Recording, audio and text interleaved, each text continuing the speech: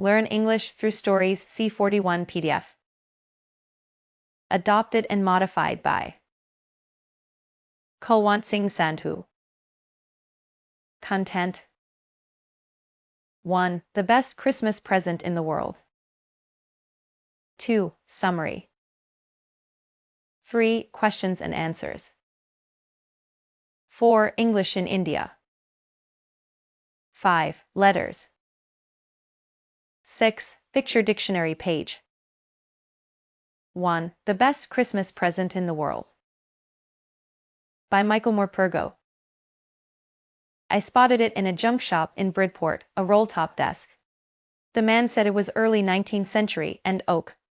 I had wanted one, but they were far too expensive. This one was in a bad condition, the roll-top in several pieces, one leg clumsily mended, and scorch marks all down one side. It was going for very little money. I thought I could restore it. It would be a risk, a challenge, but I had to have it.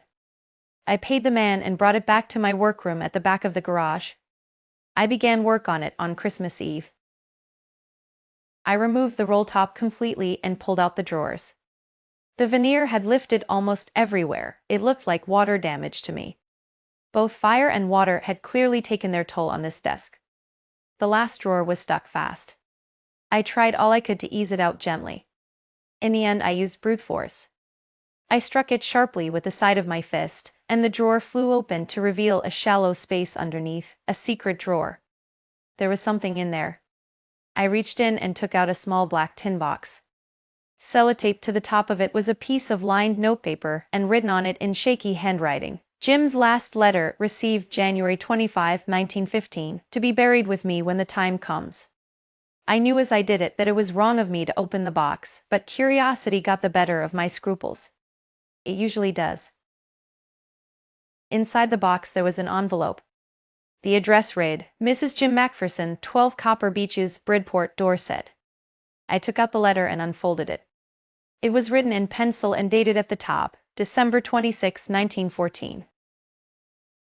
Dearest Connie, I write to you in a much happier frame of mind because something wonderful has just happened that I must tell you about at once. We were all standing in our trenches yesterday morning, Christmas morning.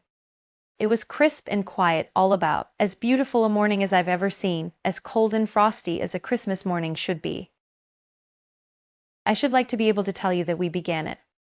But the truth, I'm ashamed to say, is that Fritz began it. First, someone saw a white flag waving from the trenches opposite. Then they were calling out to us from across no man's land, "Happy Christmas, Tommy, Happy Christmas." When we had got over the surprise, some of us shouted back, "Same to you, Fritz, same to you." I thought that would be that. We all did. But then suddenly one of them was up there in his gray greatcoat and waving a white flag. "Don't shoot, lads," someone shouted. And no one did. Then there was another Fritz up on the parapet and another. "Keep your heads down," I told the men, "it's a trick." But it wasn't. One of the Germans was waving a bottle above his head. "It is Christmas Day, Tommy. We have schnapps, we have sausage, we meet you, yes?" By this time, there were dozens of them walking towards us, across no man's land, and not a rifle between them. Little Private Morris was the first up. "Come on, boys, what are we waiting for?" And then there was no stopping them. I was the officer. I should have stopped them there and then, I suppose, but the truth is that it never even occurred to me I should. All along their line and ours I could see men walking slowly towards one another, gray coats, khaki coats, meeting in the middle. And I was one of them. I was part of this.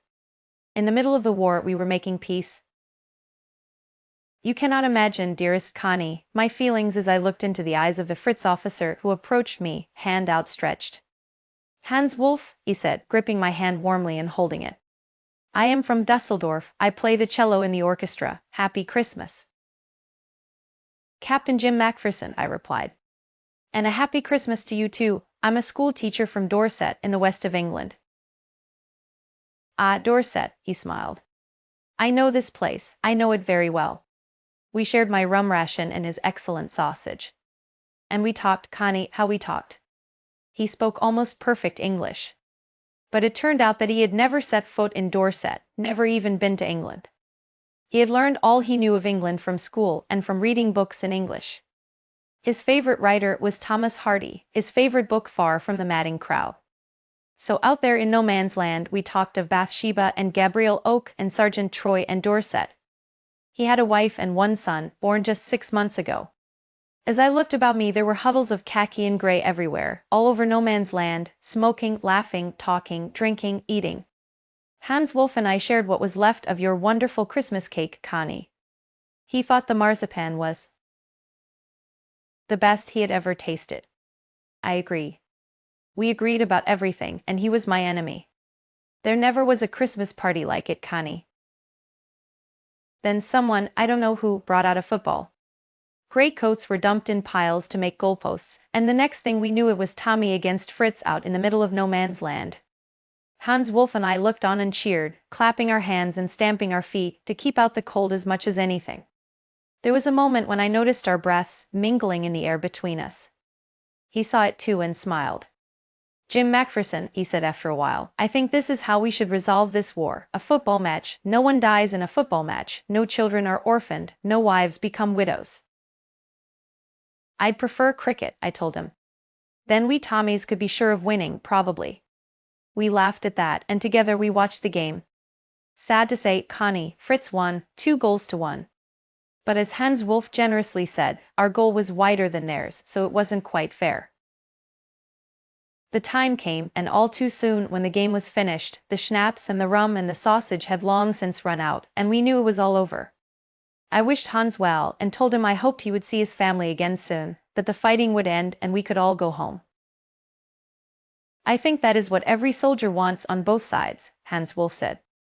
Take care, Jim Macpherson, I shall never forget this moment nor you. He saluted and walked away from me slowly, unwillingly, I felt. He turned to wave just once and then became one of the hundreds of grey-coated men drifting back towards their trenches. That night, back in our dugouts, we heard them singing a carol and singing it quite beautifully. It was still nacht, silent night. Our boys gave them a rousing chorus of While Shepherds Watched. We exchanged carols for a while and then we all fell silent. We had had our time of peace and goodwill, a time I will treasure as long as I live. Dearest Connie, by Christmas time next year, this war will be nothing but a distant and terrible memory. I know from all that happened today, how much both armies long for peace. We shall be together again soon, I'm sure of it. Your loving Jim. I folded the letter again and slipped it carefully back into its envelope. I kept awake all night. By morning I knew what I had to do. I drove into Bridport, just a few miles away. I asked a boy walking his dog where Copper Beeches was. House number 12 turned out to be nothing but a burned-out shell, the roof gaping, the windows boarded up. I knocked at the house next door and asked if anyone knew the whereabouts of a Mrs. Macpherson. Oh yes, said the old man in his slippers, he knew her well. A lovely old lady, he told me, a bit muddle-headed, but at her age she was entitled to be, wasn't she? 101 years old. She had been in the house when it caught fire. No one really knew how the fire had started, but it could well have been candles. She used candles rather than electricity, because she always thought electricity was too expensive. The firemen had got her out just in time. She was in a nursing home now, he told me, Burlington House, on the Dorchester Road, on the other side of town. I found Burlington House nursing home easily enough. There were paper chains up in the hallway, and a lighted Christmas tree stood in the corner with a lopsided angel on top. I said I was a friend come to visit Mrs. Macpherson to bring her a Christmas present. I could see through into the dining room where everyone was wearing a paper hat and singing. The matron had a hat on too and seemed happy enough to see me. She even offered me a mince pie. She walked me along the corridor. Mrs. Macpherson is not in with the others, she told me. She's rather confused today, so we thought it best if she had a good rest. She has no family, you know, no one visits, so I'm sure she'll be only too pleased to see you. She took me into a conservatory with wicker chairs and potted plants all around and left me. The old lady was sitting in a wheelchair, her hands folded in her lap. She had silver white hair pinned into a wispy bun. She was gazing out at the garden. "Hello," I said. She turned and looked up at me vacantly. "Happy Christmas, Connie," I went on. "I found this, I think it's yours." As I was speaking, her eyes never left my face. I opened the tin box and gave it to her. That was the moment her eyes lit up with recognition, and her face became suffused with a sudden glow of happiness. I explained about the desk, about how I had found it, but I don't think she was listening. For a while she said nothing, but stroked the letter tenderly with her fingertips. Suddenly she reached out and took my hand. Her eyes were filled with tears. "You told me you'd come home by Christmas, dearest," she said. "And here you are, the best Christmas present in the world. Come closer, Jim dear, sit down." I sat down beside her and she kissed my cheek. "I read your letter so often, Jim, every day. I wanted to hear your voice in my head. It always made me feel you were with me, and now you are. Now you're back, you can read it to me yourself. Would you do that for me, Jim dear? I just want to hear your voice again. I'd love that so much. And then perhaps we'll have some tea. I've made you a nice Christmas cake, marzipan all around. I know how much you love marzipan." 2. Summary. This story has been written by Michael Morpurgo. It is an emotional story related to history. The author went to a junk shop. He saw a desk with a roll top. It was made of oak and was very old. It wasn't in good shape. One side of it was burned. The author bought it and started mending it. It was Christmas Eve. He removed the roll top and pulled out the drawers. The last drawer was shut tightly. He pulled it out with full force and found a secret drawer inside. It contained a black tin box in which there was a letter. He read the letter and found that it was Jim's last letter, received on 25 January 1915. It was addressed to Mrs. Jim Macpherson, 12 Copper Beeches, Bridport, Dorset, dated 26 December 1914.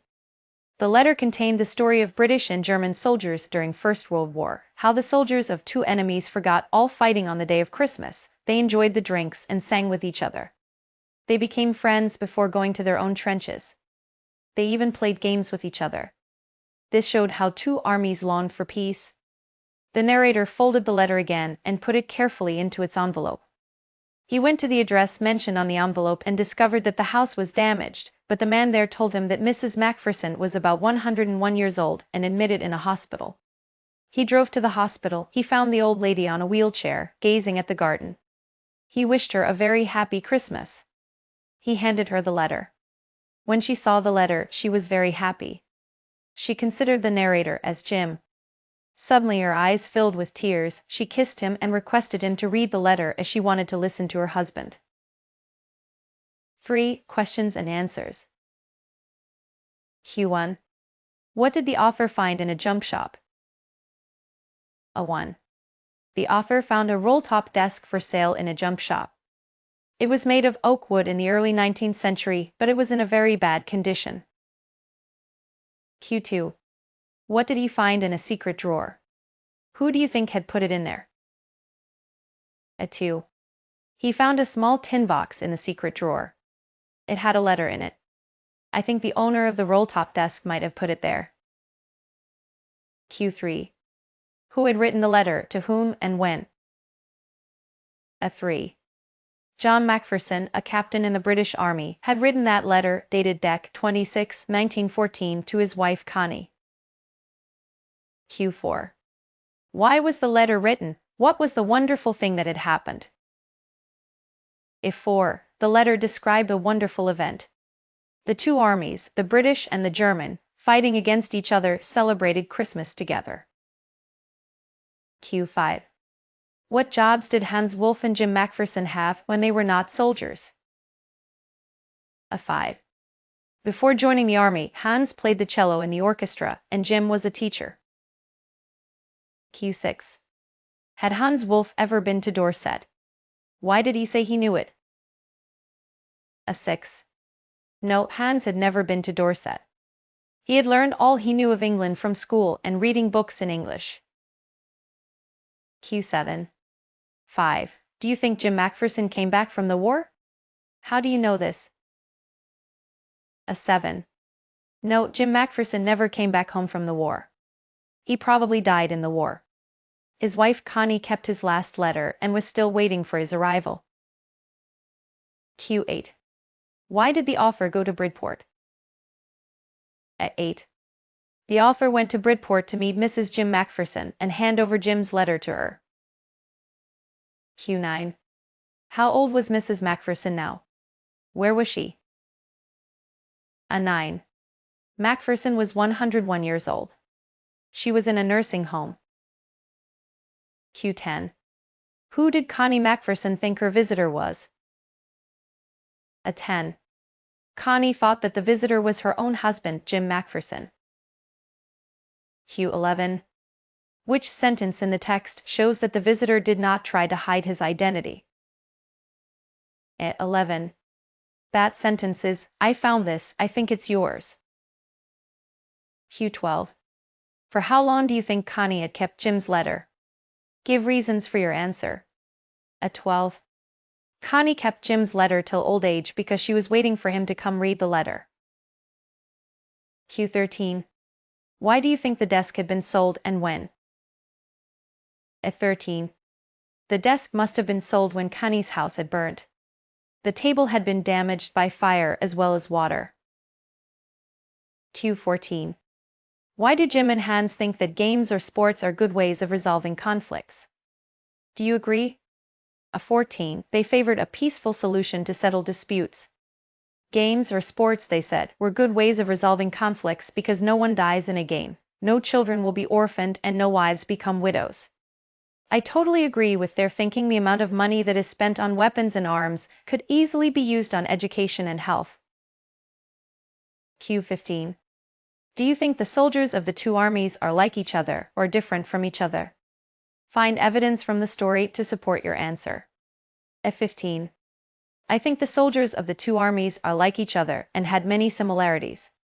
They shared similar values and customs. They drank and ate sausages, played a football match, and sang Christmas songs.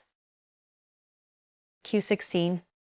Mention the various ways in which the British and the German soldiers become friends and find things in common at Christmas. 16. They shared the Christmas greetings by saying, Happy Christmas same to you. They drank, ate, and smoked together. Both sides knew how to play football. Q17. What is Connie's Christmas present? Why is it the best Christmas present in the world? 17. Jim's letter was Connie's Christmas present. She thought that Jim had come back home from war. She mistook the author for Jim. She had been waiting for her husband Jim. So the coming home of Jim was the best Christmas present in the world for her. Q18. Do you think the title of the story is suitable for it? Can you think of any other title as? 18. I think the title of this story is appropriate and suitable. For the old Connie, no other present could have given her such joy as the coming home of Jim, her husband. Her presumption might be wrong, but she got the greatest happiness of her life. Since the story revolves around Christmas, the alternate title of the story could be War and Peace or Christmas Gift. But neither can be a match to the present title. 4. English in India. English was first introduced in India by the British in the 19th century. The British needed cheap employees who could communicate in English. Many Indians started learning English and became successful. One such person was Emmer, who became a doctor. English education also opened the eyes of many others. They started getting ideas to free India from the British. So, the struggle for Indian independence started. Emmer got married and started his new life. At the same time, he was heavily involved in the movement to free India. One day he was caught and sentenced to prison. He was sent to Andaman and Nicobar Islands in the Bay of Bengal. There, he met many other prisoners who were fighting for the same cause. In the prison they were treated very badly. Emmer was a brave man who did not bend before the authorities. One fine day he was hanged. But his wife kept waiting for his return until she grew old. However, she never lost hope and faith and continued to wait for her husband to return someday. 5. Letters. 1. Dilemma. Dear friend, I am writing to you to share my anxiety. I am in a dilemma, don't know what to do. It all started with a roll-top desk that I bought from a second-hand shop. It has many drawers. In one of them I found a letter. It was written by some Jim to his wife Mrs. Macpherson. Jim was an army officer and fought the war against Germany during World War I. The letter described an incident that took place on Christmas morning on the battlefield. The Germans invited the British to share their schnapps and sausages and play a football match. When I read the letter, I was in tears. I felt I must find Mrs. Macpherson and deliver the letter to her. After inquiring about her, I reached a nursing home and found the lady, who was now 101 years old. I went up and handed over the letter to her. That was Christmas morning. Her eyes lit up and she looked at me and believed that her husband, Jim, had come back. She kissed my cheek, offered me tea and cake. I was amazed to see her love for her husband. Now I am in a right pickle. I'm not sure whether to disclose my identity or pretend to be her long-lost husband. I am unable to decide on my own. I need your help in this. Please write me back soon. What should I do? Yours lovingly. 2. A letter to Mother. Dear Mother, I am fine here and hope that you are also fine. Good news. You will be glad to know that I'm having a good time here. I've made many friends. I share my room with 3 other students and they all are very friendly. I'm doing okay with my studies. Most teachers are caring and supportive apart from my English teacher. He's very old-fashioned and I don't get him. All he says, grammar, grammar, how important. The hostel warden is very good and caring. She loves and helps every student and takes care of each of them. The food we get is also good and hygienic. News not so good. I feel very lonely. I pass my day okay, but sometimes I wake up in the night. I don't know what it is, I get scared, I don't like it. I want to grow up with my sister and younger brother. I don't want to live away from them. I can study well in our local school. Nowadays there is so much help on YouTube. You take care of yourself and pass on my regards to father, sister and baby brother. Yours affectionately. 3. Thank you letter. Dear Aunt, we all are well here and hope this letter finds you in the best of health and high spirits. First, I'm very upset and disappointed that you didn't come to my birthday. But Mom told me that you were very busy and had a lot of business to attend. I received so many gifts this year, a watch, a mini camera, a Parker fountain pen, etc. But the present you sent me made my day. A set of Roald Dahl books, The Witches, The Twits, The Magic Finger, Fantastic Mr. Fox. I've already read Fantastic Mr. Fox. Fantastic Mr. Fox starts like this. Down in the valley there were 3 farms. The owner of the farms had done well. They were rich men. They were also nasty men. All 3 of them were about as nasty as any men you could be. Their names were Farmer Boggies, Farmer Bunce and Farmer Bean. Thank you for the present. Yours affectionately. 4. Experience of trekking. Dear friend, I'm in good health and happy and hope you are also in the best of health and high spirits. I am writing this letter to share my trekking experience with you. Recently, I went to Mussoorie for trekking with a group of students from my school. We went by coach, which took almost 3 hours. A tent was set up and we stayed there for 3 days. Every day we went on different tracks. The first 2 involved climbing the mountains and the rocks. Some of the rocks were very steep and dangerous. Somehow we managed and came back safely. On the 3rd day we were tired and exhausted. So we went only to shops and eateries. Yours affectionately. 6. Picture dictionary page.